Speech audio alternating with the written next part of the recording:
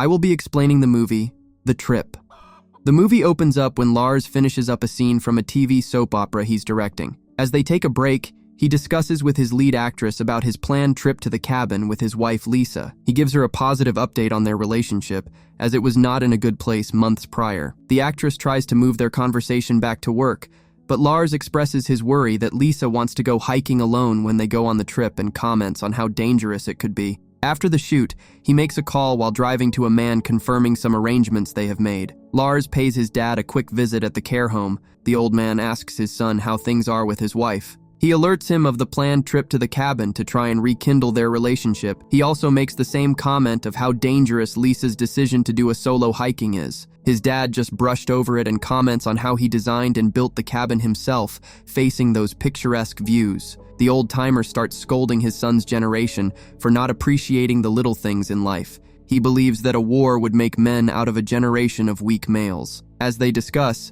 the news channel reports on the escape of 3 convicts from a prison, but they pay no attention to it. Before his son leaves, his dad wishes he died in the war instead of living this miserable life. Lars then makes his way to the local hardware store where he buys a saw, hammer, and duct tape before heading home. This mofo about to DIY a body. Upon his arrival, he is greeted by one of his wife's friends who wishes him a happy hunting to his confusion. He opens the boot and hides his store purchases in the spare tire compartment just before Lisa comes out with some things. The couple greet each other, but Lisa complains about him parking too close to the fence. As they drive through the beautiful mountains, the two have a discussion regarding Lisa's recent acting audition, but it turns into an argument when they start making sly comments about each other's declining careers and their current financial problems. The couple laugh it off just as they arrive at the cabin.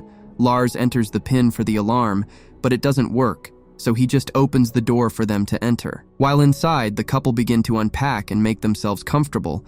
Lars notices some cornflakes on the floor but thinks nothing of it. He makes his way into the basement where he turns on the boiler and checks the guns to make sure they are intact. Later that night, the couple make a nice steak dinner together, but Lars is too squeamish about touching the raw meat, so his wife just grabs it and puts it in the pan a little frustrated. They sit on the deck overlooking the lake to eat their meal. Lars asks for his wife's opinion about the food before their tense conversation turns to Lisa's screenplay. She's writing with a fellow student at her acting class called Diego. From the husband's line of questioning, he seems to suspect that something is happening between the two, but his wife just answers, pretending to be oblivious. They later play a game of Scrabble, but they can't help but get into a little fight about that too. Lisa leaves prematurely when her husband wouldn't give her the points for a word in a different language. The following morning, she lies in the hammock watching her husband as he goes rock-picking in the distance, but by the time he returns back, she is nowhere to be found. He thinks nothing of it and takes his bag full of rocks to the boat before returning to his basement with his recently bought tools. He lays them out on the workbench but takes the hammer upstairs with him and places it on the kitchen table. Lars takes 2 shots of alcohol to sedate himself in preparation for what he's about to do. As he psychs himself up, his wife calls him to help her with something. He slowly walks in with the hammer behind his back. Lars enters the room to find Lisa's back turned to him. As he inches closer to attack, she suddenly turns around and tasers him before he can hit her. Shortly after, he regains consciousness to his hands duct taped around a chair. Lisa sits opposite him, oddly calm, sipping on a cup of hot cocoa. She shows him the hammer and proceeds to question him on what he was planning to do with it.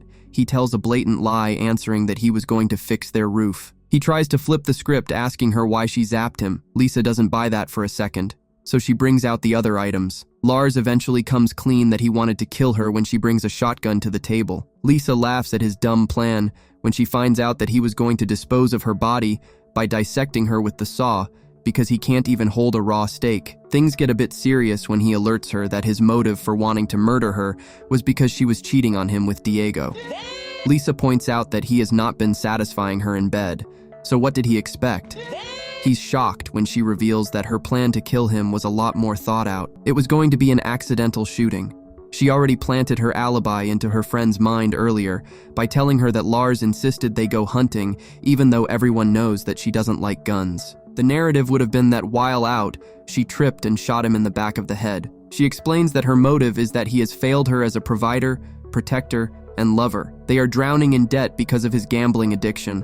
All he has done is tell her lies. After they have a heated exchange, she orders him to get up so that she can kill him outside and hits him with the gun when he refuses. Luckily for him, Their handyman and his co-conspirator Victor sneaks up behind and knocks her out with a shovel. She now wakes up tied up in the basement with Victor pointing the gun at her on some Uno reverse behavior. The handyman is not the sharpest guy, so he confesses that his job was to dissect her after Lars sends her to the afterlife. As the couple continue to talk, Lars figures out that she wants to kill him because of the life insurance. Motormouth Victor reveals that it's the same reason he and Lars want to kill her. He even talks about how he gets half of the claim, which is $500,000. Lars is unable to stop her in time as she alerts the handyman that it's actually $3 million. He gags her while requesting the hammer to finish the job, but Victor points the gun at him instead as he wants to hear what she has to say. Lisa offers him half of the $3 million to kill her husband. Lars counters by offering $2 million for him to stay loyal. The auction comes to an end when she just offers him all the money to kill him. This confuses the handyman, allowing Lars to reach for the gun. During the commotion, Lisa manages to free herself while they wrestle for it. Lars ends up shooting Victor's fingers off, causing him to run around the house in pain. The couple get confused about what they should do. The husband misinterprets his wife's command to stop the bleeding, so he shoots their handyman dead. Lars quickly turns the gun on his wife, which erupts into a brawl between the two. She stabs his feet, allowing her to get hold of the gun to reload it. Lisa makes her way upstairs where they continue to fight for the weapon. It accidentally fires, hitting the ceiling.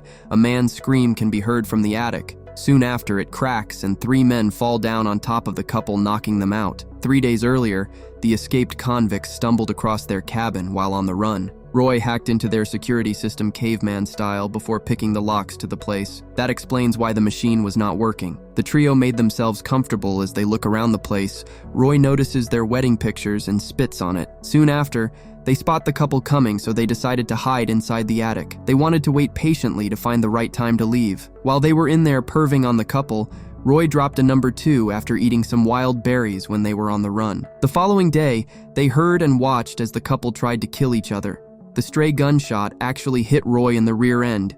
His jumping in pain is what caused the ceiling to fall. Back to the present, Peter wakes the couple up by pouring a beer on them. The trio munch on a steak sandwich as the husband and wife wonder what's going on. Dave recognizes Lisa from an advert she did some time back. Sadly, it's her only claim to fame. Peter uses their driver's license to ID the two before trying to understand the situation. He explains that they have broken out of jail and need money. While the couple was unconscious, they managed to find some money, but they need more. Lisa alerts them that they have $2,000 in the office, which makes Peter happy. Dave is too eager and starts to undo his pants. Lisa starts to plead, but her husband only makes a smart comment about her getting satisfied now. But ironically, Dave swings the other way, so they grab Lars, ready to take his other virginity as he fights and pleads. Peter makes him lick his shoe while scaring him with tales of the size of Dave's manhood. His wife can only look away as her husband has been humiliated. Lars begs for his life, but it's not good enough, so Peter unleashes Dave on him again. Lisa can't bear to see her husband being run through, so she makes a deal to give them all the money in her savings in exchange for her husband's ass and her safety.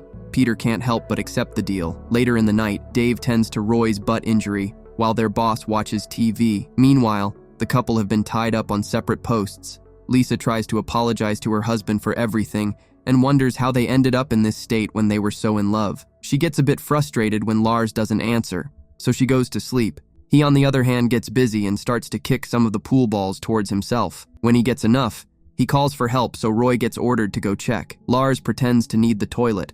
He's released to do his business. While in there, Roy tries to get Lisa to show some skin so they can have a tug of war, but she kindly refuses. Lars comes out with the pool balls in his socks and knocks the brute out. He leaves his wife tied, who uses Roy's knife to cut herself loose. The couple sneak back up without getting noticed, but Peter suspects something is wrong when he stops getting a response from his golden boy. The remaining 2 arm up and head down to find him knocked out with their prisoners on the run. Kinda ironic, wouldn't you say? They leave the cabin to go search in the woods for them. Lisa was unable to find any car keys, so she goes back inside to find the boat keys instead. Unfortunately for her, Roy's flashlight stops working, so he heads back inside to change it, but he finds Lisa in the kitchen. She acts like she wants to be with him while her husband sneaks up with a knife.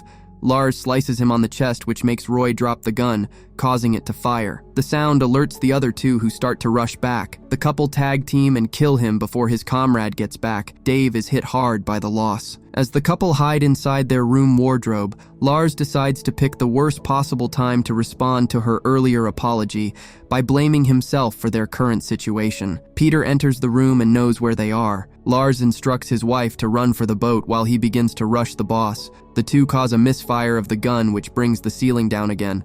Unfortunately for Peter, Roy's poo falls on his face. Meanwhile, his wife runs into Dave at the front door as she tries to escape. Lars has managed to give the slip to the criminal boss and then attempts to help his wife up. Peter uses them to break his fall when he jumps from upstairs. While he punches Lars, his wife impales him with a rake. At this point, Dave has woken up and holds Lisa at knife point. The boss drags Lars to the lawnmower where he tries to kill him using it, but luckily for him, his dad appears out of nowhere and knocks him down. A neighbor noticed that something strange was happening at the cabin the previous night, so they decided to call him. The old-timer stole the car from one of the care staff to check things out. He expertly wields the gun and shoots Dave's legs, forcing him to let go of Lisa. Before he can finish complaining about the mess they have caused, Peter stabs him in the back, but the old man is built different, so he bites the criminal's nose in retaliation. Lisa pushes Lars into the car as he calls to his dad. While they drive off, the convict drags the old man to the lawnmower and places him on it. He then shoots the car, causing it to crash,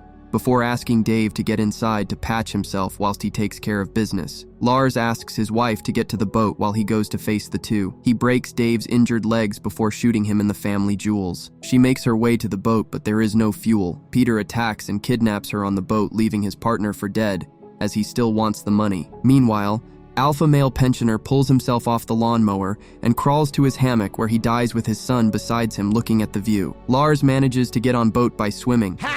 The couple put up their last fight as they manage to beat Peter by throwing him overboard with the rocks. The rope catches Lars' legs and sends him overboard too, but his wife saves him. The police later arrive, and as the two survivors, they lie about the events. The couple milk it as they find themselves on various late-night talk shows. They cash in on their ordeal and sell the story, which is made as a movie. Lisa stars in it while Lars directs the movie. He makes a few changes to the story to make them look better. The couple look at each other and smile as they know the truth. I must say, truly toxic indeed.